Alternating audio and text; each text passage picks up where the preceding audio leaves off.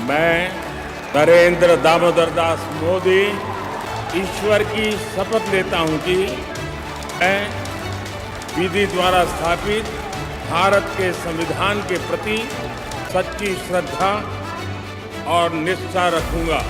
तो दोस्तों, सीएम मोदी हो या फिर पीएम मोदी हो, उनके वर्किंग स्टाइल को अब हम लोग जान चुके हैं और उनके वर्किंग स्टाइल में जो सबसे प्रमुख चीज देखने के लिए मिलती है वो होते हैं शुरुआती 100 दिन। शुरुआती 100 दिनों के अंदर वो कई सारी महत्वपूर्ण परियोजनाओं और सारे रुके हुए कामों को पूरा करने में विश्वास रखते हैं। जैसे ही नई गवर्नमेंट का गठन होता है उसके तत्काल बाद, अब इस बार भी डेफिनेटली जब नई सरकार का गठन हुआ है तो इसको लेकर भी उनके कुछ उद्देश्य होंगे कि शुरुआती 100 दिनों में क्या करना है। इसको लेकर फाइनेंशियल एक्सप्रेस की तरफ से एक अच्छी रिपोर्ट निकल कर आई है जिसमें डिफेंस को लेकर खासा जोर दिया जाने वाला है। तो चलिए अब जानते हैं कि आगामी 100 दिनों में किस किस तरह के नए स्टेप उठाए जाएंगे। तो दोस्तों, जैसा कि एक्सपेक्टेड था कि डीआरडीओ के अंदर जितनी भी कुसंगतियां इस समय है, जो चीजें समय पर नहीं चल पा रही है, जहां पर लेट लतीफी हो रही है, जहां पर ब्यूरोक्रेसी हावी हो रही है और जो हमारे नए प्रोजेक्ट्स को रोकने में बाधक बन रही है, इन सभी का समाधान किया जाएगा और ठीक ठाक रिफॉर्म्स हमें डीआरडीओ के अंदर देखने के लिए मिलेंगे। अब ये जो रिफॉर्म्स किए जाएंगे, इसमें जो सबसे बड़ी बात निकल कर आ रही है वो आ रही है उत्पादन को लेकर। यानी डीआरडीओ द्वारा प्रोजेक्ट तो तैयार कर दिए जाते हैं, लेकिन जब हथियारों की मास प्रोडक्शन की बारी आती है तो उसमें डिले होता है।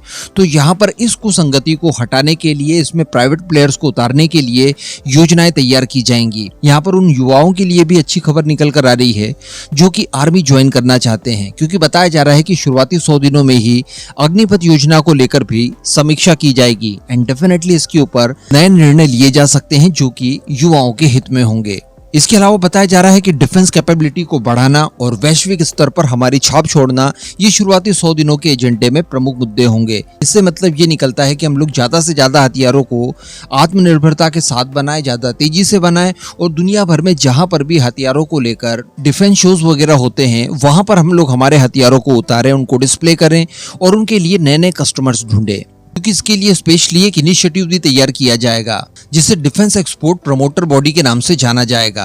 तो कहने का मतलब हथियारों को एक्सपोर्ट करने के लिए एक लॉबी तैयार की जाएगी। इसके अलावा बीच में कई सारी जो बाधाएं आती है जो कि इंटरनेशनल पार्टनरशिप को रोकती है, इन सभी चीजों को हटाते हुए स्ट्रैटेजिक पार्टनरशिप के ऊपर स्पेशली ध्यान दिया जाएगा। अब नई डिफेंस एक्सपोर्ट प्रमोशनल बॉडी के साथ साथ जो हमारे लिए बहुत ही ज्यादा इंपॉर्टेंट डील्स है उनके ऊपर भी काफी तेजी से काम किया जाएगा, जिसमें रफाल एम का नाम शामिल है। यानी भारतीय नौसेना के लिए जो विमानों की खरीद करनी है उसको लेकर भी फाइनल डील संभवतः आने वाले 100 दिनों में हमें पटरी पर आते हुए दिखाई देगी। इसके अलावा अगर इंडिजिनस हथियारों की बात की जाए तो K9 वज्र तोपें हैं। इसके अलावा इंजन्स की खरीद वगैरह है या फिर उनका को डेवलपमेंट है। तेजस एमका टेडबीएफ और तेजस मार्क 2 के प्रोडक्शन वगैरह, इनके डेवलपमेंट संबंधित जो भी बाधाएं हैं, इन सभी को हटाने के लिए महत्वपूर्ण कदम इन्हीं 100 दिनों के अंदर उठाए जाएंगे। इसके अलावा जो हमारे मित्र राष्ट्र हैं जो कि भारत से हथियारों को खरीदना चाहते हैं, उनके लिए अलग से एक फंड वगैरह तैयार किया जाएगा जिसकी मदद से उन्हें लाइन ऑफ क्रेडिट दी जाए। तो कहने का मतलब डिफेंस प्रोडक्शन